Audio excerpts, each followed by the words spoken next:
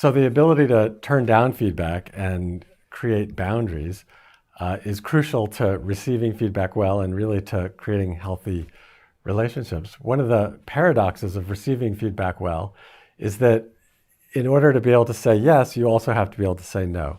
If you can't say no to feedback, what ends up happening is you're constantly saying yes, and maybe resentment builds up. And then instead of actually engaging and having a conversation, we might just end up fleeing the relationship altogether because there's just too much pressure in it. So there are three boundaries that are useful. One is simply saying, I'm willing to listen to your thoughts and your advice, but I may not take it.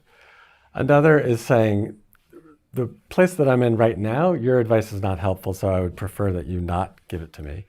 And then the most stringent boundary is saying, do not give me this advice. And if you continue to give me this advice, I'm going to have to leave the relationship, or I'm going to have to, there are going to be some consequences that I have to impose.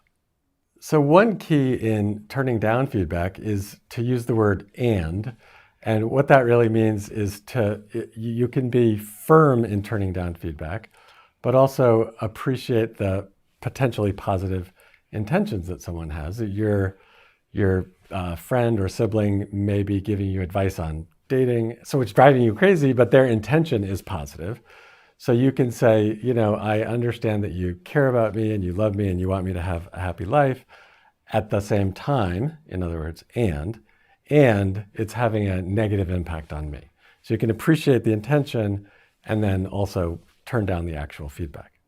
It's important when turning down feedback to be specific. Don't simply say, you're driving me crazy, or stop annoying me, or stop giving me feedback.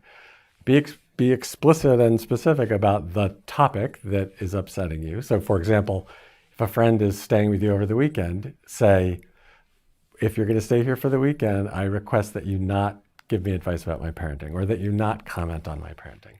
And then explain why it's upsetting. That gives the other person at least a fighting chance of complying with what's important to you. It's also useful to be specific about the time frame. So is this you're asking as you get your feet under you as a new parent? Is this something that you just would like their compliance the first few months, that they not be badgering you, or maybe it's your whole life?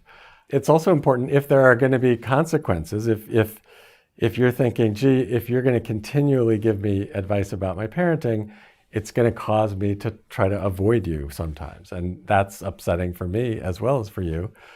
And so if that's the case, if you really are going to be avoiding the person, they should know the potential consequences. And then the last piece of it is to get their assent. In other words, to say, so I've made a request. Is it clear to you? And is that something that you can agree to? And once they've signed on, they have a certain level of commitment to it. So they can say, hopefully they say, yes, I won't mention your parenting style. And then if they do, it's easier for you to reference it as well. So if I've decided that I'm not changing, I've created a boundary, that's fine. But we all have a duty. If we're living or working with other people, we also have social interactions with them and responsibilities toward them. So for example, let's say you're my spouse and you've been encouraging me to try some medication for ADD. And maybe I've tried, or maybe I've just decided I'm simply not going to, I don't like it.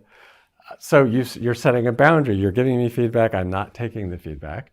And that's your right. But at the end of the day, we also have the duty to think about the other person and to think about, if I'm not going to take the medication, what can I do at least to make things better for you? So maybe each morning we'll go over a joint list of the tasks that need to get done today. And we'll just sort of problem solve together. What would be helpful to you? What's going to be helpful to me?